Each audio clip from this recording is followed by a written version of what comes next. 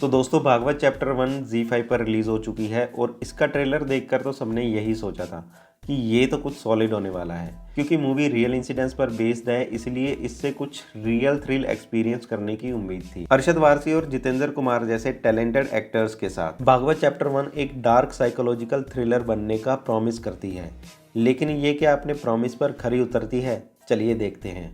Movie की कहानी set है यूपी के एक छोटे से गांव रोपटगंज में, जहां 2009 में एक लड़की गायब हो जाती है। और जैसा कि अक्सर होता है कि अगर लड़की गायब हुई है तो police of course love marriage का एंगल शो करती है और गांव का कोई पॉलिटिशियन इसमें लव जिहाद का एंगल डालने की कोशिश करता है। हालांकि इस केस को सॉल्व करने के लिए अरशद वारसी की एंट्री होती है एज इन्वेस्टिगेटिव ऑफिसर भागवत के रूप में, जो कि एक रिस्पॉन्सिबल पुलिस ऑफिसर है। जैसा कि बॉलीवुड मूवीज में अक्सर होता है कि अगर रिस्पॉन्सिबल है तो वो क्रिमिनल्स को मारता भी बहुत होगा, लेकिन ये एक पुराने ट्रॉमेटिक केस से भी हॉन्टेड है। आगे जैसे जैसे भागवत इन्वेस्टिगेशन में घुसता है तो उसे पता चलता है कि ये सिर्फ कोई आइसोलेशन का केस नहीं है, इसके पीछे कुछ और भी डार्क हो रहा है। स्टोरी एक लेयर्ड थ्रिल बनने की कोशिश करती है, जहां हर एक कैरेक्टर के पास अपना सीक्रेट है और हर एक क्लू एक नई मिस्ट्री खोल देता है। वहीं दूसरी तरफ एक स्टोरी विलेन की भी चल रही है, जिसे जितेंद्र कुमार ने प्ले किया है और वो एक लड़की से इश्क लड़ा रहे हैं। और मूवी के फर्स्ट हाफ के एंड तक दोनों कैरेक्टर साथ आ जाते हैं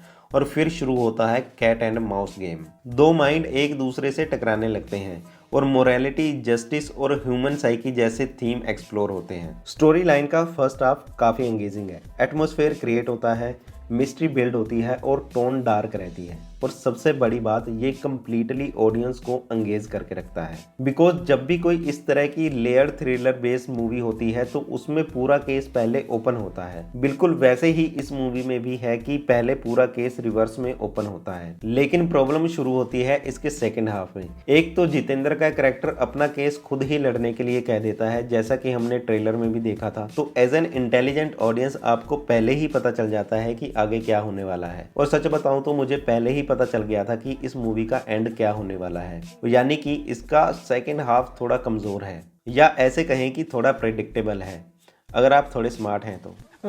पेसिंग स्लो हो जाती है और स्क्रीन प्ले भी थोड़ा रिपीटेटिव लगने लगता है और थ्रिल भी थोड़ा फेडेड हो जाता है। राइटर्स ने डार्कनेस और सिंबोलिज्म पे ज़्यादा फोकस किया है, लेकिन कहानी के इमोशनल और लॉजिकल पार्ट पे उतना फोकस नहीं किया, और इसका रिजल्ट ये है कि मूवी डार्कनेस को ही डेप्थ समझ लेती है। तो वही जैसा मैंने आपको पहले बताया कि आप एंडिंग को पहले ही प्रिडिक्ट कर लोगे, तो अनफॉर्चुनेटली क्लाइमैक्स थोड़ा वीक है। जहां एक पावरफुल इमोशनल और साइकोलॉजिकल क्लोजर मिल सकता था, वहां एंडिंग थोड़ी फ्लैट हो गई है। और हाँ, एंडिंग से पहले एक सॉन्ग आता है जो कि कंप्लीटली मूड को तोड़ देता है। अब बात करते हैं परफॉर्मेंस की। अरशद वारसी एज भागवत, उनके अंदर वो वेटरन कॉप का बेयरिंग है। असुर में भी हमने उनको एक इन्वेस्टिगेशन ऑफिसर के रूप में देखा था और उन्होंने इस मूवी में भी इस कैरेक्टर के साथ पूरा न्याय किया है। और जितेंद्र कुमार एक सरप्राइजिंग पैकेज के साथ सामने आए हैं। अनसस्पेक्टिंग प्रोफेसर इमेज के पीछे उन्होंने एक सटल मैनेक दिखाया है। वो कभी कभी भोले और एकदम से डेंजरस माइंड वाले ट्रांजिशन को उन्होंने बहुत ही बखूबी तरीके से निभाया है। सपोर्टिंग कास्ट इंक्लूडिंग मीरा अपना रोल ठीक तरीके से निभाती है, लेकिन उन्हें भी ज़्यादा कुछ स्कोप नहीं मिला। और हाँ, ये मूवी जिस करेक्टर पूनम मिश्रा के केस पर बेस्ड है, उसका रोल ओशी साहू ने निभाया है। मूवी में तो उनको क्रेडिट नहीं मिला, सोचा हम ही दे देते हैं। क्या बात कर रहे हैं? टेक्निकल साइड से मूवी इम्प्रेसिव है, सिनेमेटोग्राफी काफ़ी स्ट्रॉन्ग है और उत्तर प्रदेश का वो रूरल ऑरा याद रहता है। लाइटिंग, कलर पैलेट और फ्रेमिंग काफ़ी ज़बरदस्त है। एडिटिंग थोड़ा कॉशियस है, कई जगह पर पेस थोड़ा लेट हो जाता है। और म्यूजिक सटल है, जैसे ज़्यादा हार्श नहीं करना चाहते। प्रोडक्शन डिज़ाइन, बैकग्राउंड डिटेलिंग काफ़ी इफेक्टिव है, लेकिन कहीं कहीं पर साइलेंस ज़्यादा इफेक्ट होती है रेदर देन साउंड। और मूवी एक ग्राउंडेड फील बनने की कोशिश करती है, लेकिन राइटिंग और स्क्रीन प्ले को और थोड़ा शार्प किया जाता तो इम्पैक्ट और भी डबल हो जाता। तो दोस्तों अब बात करते हैं फाइनल वर्डिक्ट की। ओवरऑल भागवत चैप्टर 1 एक ऐसी मूवी है जिसमें पोटेंशियल तो बहुत था, एक सॉलिड प्रीमिसेस, स्ट्रॉन्ग कास्ट और एटमॉस्फेरिक टोन, लेकिन एग्जीक्यूशन थोड़ा अनइवन है। मूवी का फर्स्ट हाफ काफ़ी स्ट्रॉन्ग है, लेकिन सेकेंड पार्ट थोड़ा डिसअपॉइंट करता है। अगर आपको डार्क थ्रिलर पसंद है जहां हर एक करेक्टर मोरली ग्रे हो, तो आप इसे एक बार कंसीडर कर सकते हो। बस एक्सपेक्टेशन थोड़ी रियलिस्टिक रखना। ये मूवी शॉकिंग से ज़्यादा स्लो बर्न है। तो दोस्तों ये तो था हमारा भागवत चैप्टर 1 का डिटेल रिव्यू।